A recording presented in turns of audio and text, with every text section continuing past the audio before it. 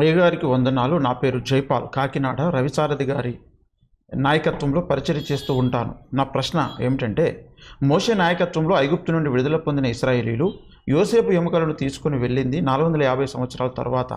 వారికి విడుదల కలిగింది అంతకుముందు యోసేపు చెప్పిన ఆ మాట ఇశ్రాయేలీలో ఎలా జ్ఞాపకం ఉంది, వివరించగలరు? తరతరాలుగా తండ్రులు కుమారులకు మనవలకు చెప్తా ఉన్నారు. కనుక మనం ఇక్కడ నుంచి వెళ్ళిపోవడానికి దేవుడు నిశ్చయముగా మిమ్మల్ని దర్శింపవచ్చు అని యోసేపు ప్రవచించాడు. విశ్వాసము ద్వారా యోసేపు ఇశ్రాయేలు కుమారుల నిర్గమమును గూర్చి ప్రశంసించాను అని చెప్తాడు కదా. హెబ్రీ పత్రికలో మనకి 11వ అధ్యాయంలో ఈ విషయం రాయబడి ఉంది. మరి 11:22 యోసేపు తనకు అవసాన కాలము సమీపించినప్పుడు విశ్వాసమును బట్టి ఇశ్రాయేలు కుమారుల నిర్గమనమును గూర్చి ప్రశంసించి తన శల్యములను గూర్చి వారికి ఆజ్ఞాపించెను. దేవుడు నిశ్చయంగా మిమ్మల్ని చూడవచ్చును, అప్పుడు మిమ్మల్ని దేవుడు ఇక్కడి నుంచి విడిపించి తీసుకెళ్తాడు, అప్పుడు నా ఎముకలు తీసుకుపోండి అని వాళ్ళకు అప్పగించి చనిపోయినాడు అవసాన కాలంలో. తరతరాలుగా వాళ్ళు చెప్పుకుంటా ఉన్నారు, అసలు మనం ఈ దేశానికి ఎందుకు వచ్చాం,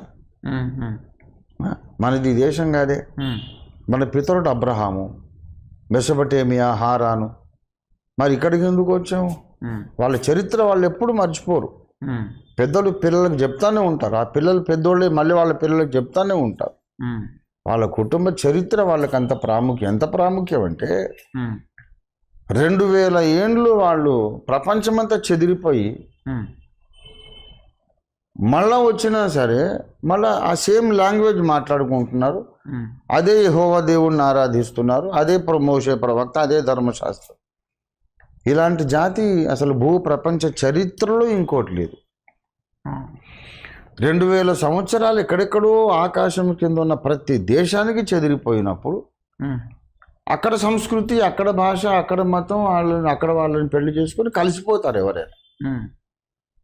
కానీ యూదులు అట్లా కాదు. 2000 ఏండ్ల తర్వాత కూడా యూదు జాతి అనేది ఉంది, వాళ్ళకి అదే భాష ఉంది. చెదిరిపోకముందు ఏ భాష, ఇప్పుడు అదే భాష. చెదిరిపోకముందు ఏ మతమో, ఇప్పుడు అదే మతం. ఎందుకంటే తరతరాలు వాళ్ళు తమ పిల్లలకు అది చెప్తానే ఉంటారు. అలా చెప్పమని కూడా దేవుడు ధర్మశాస్త్రంలో చెప్పాడు. ఓకే, నీ కుమారునికి ధర్మశాస్త్రం అభ్యసింపజేయవలను. ప్రతి ఒక్క ఇశ్రాయేలుడికి అది విధి, బాధ్యత. అలాగా ఈ 2000 సంవత్సరాలు వాళ్ళ సంస్కృతి సాంప్రదాయాలు వాళ్ళు మర్చిపోనప్పుడు 400 ఏళ్ళు ఎందుకు మర్చిపోతారు? ఇంకా షార్ట్ టైమే కదా. వాళ్ళకు ఒక పద్ధతి, అలవాటు ఉంది, ఆనవాయితీ ఏంటంటే కుటుంబ యజమానుడు తమ వంశ చరిత్ర, తమ జాతి చరిత్ర, మనము చాలా ప్రత్యేకిత జనాంగము, మనం ఇలాగ ఐగుప్తుకు వచ్చాము, గోషెను ప్రాంతం మనకు ఇచ్చారు, యోసేపు అనే మన మూల పురుషుడు ఒక ఆయన ఇక్కడ మనం ఉండడానికి కారకుడు అని ఇవన్నీ చెప్తారన్నమాట. అలాగా జాతిలో మొత్తం వ్యాపించిపోయింది ఆ విషయం. కనుక మళ్ళీ ఈ సంగతి ఎట్లాగ, ఇంకా మోషే ప్రవక్తే కదా, కాబట్టి మోషే తల్లిదండ్రులు కూడా విశ్వాస వీరులే, కాబట్టి మోషేకు కూడా తెలుసు, తీసుకెళ్ళిపోయారు ఆ ఎంపలు. ఓకే సార్, ఇప్పుడు ఇశ్రాయేలీలు ఐగుప్తుకు వెళ్ళినప్పుడు ఒక్క కుటుంబం కూడా మిగలకుండా వెళ్ళిపోయినరా ఐగుప్తుకి వెళ్ళినప్పుడా? అవును, మొత్తం వెళ్ళిపోయారు. ఒక్క కుటుంబం 70 మంది కదా వెళ్ళింది. 70 మంది కదా. ఈ 12 కుమారులు అంటే 11 మంది. యోసేపు అయితే అక్కడే ఉన్నాడు.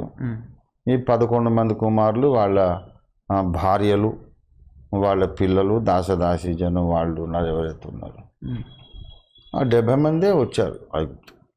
వాళ్ళే తర్వాత లక్షల మంది అయ్యారు. అంటే అప్పుడు మొత్తం ఖాళీ అయిపోయింది ఆ దేశం, అంటే అక్కడ ఉన్నటువంటి వాళ్ళ ఊరు కావచ్చు, లేదా అప్పుడు ఉన్నటువంటి 70 మంది ఏం పెద్ద జనాభా చెప్పండి. అప్పుడు ఖాళీ ప్లేసే కనాను. 70 మంది. కనానులో వేరే వాళ్ళు ఉన్నారు కదా, కనానీయులు, పెరిజీయులు, హివ్వీయులు, వాళ్ళ మధ్యలో వీళ్ళు కూడా ఉన్నారు. అయితే ఇక్కడ నుంచి నీ సంతతి వారు తమది కాని పరదేశానికి వెళుతారు, 400 సంవత్సరాలు అయ్యాక వాళ్ళని తీసుకొస్తానన్నాడు దేవుడు. అక్కడ వేరే జనాభా ఉన్నారు. వాళ్ళ పేరే కనానీయులు, మా హిత్తీయులు, పెరిజ్జీయులు, హివ్వీయులు, యబూసీయులు, ఇట్లాంటి అనేక జనాంగాలు అక్కడ ఉన్నారు. అబ్రహాం కూడా అక్కడికి వెళ్ళాడు, కొంతకాలం ఉన్నాడు. ఈ ఈ దేశము నీ సంతతి వారికి ఇస్తాను, కానీ ఇప్పుడు కాదు, 400 ఏళ్ళు అయ్యాక ఇస్తాను అని క్లియర్ కట్గా దేవుడు చెప్పి అలాగే నెరవేర్చాడు. వెళ్ళిపోయేటప్పుడు ఈ 70 మంది వెళ్ళిపోతే దేశం ఎందుకు ఖాళీ అయిపోతుంది? మిగతా వాళ్ళు ఉన్నారు. అది చిన్న ఏముంది, ఒక ఆర్టీసీ బస్సులో 50 మంది ఎక్కుతారు. ఒక ఆర్టీసీ బస్సు చిన్న ట్రక్ అనుకోండి, అంత జనాభా పోయింది, దేశం ఖాళీ ఏం కాదు కదా. ఓకే.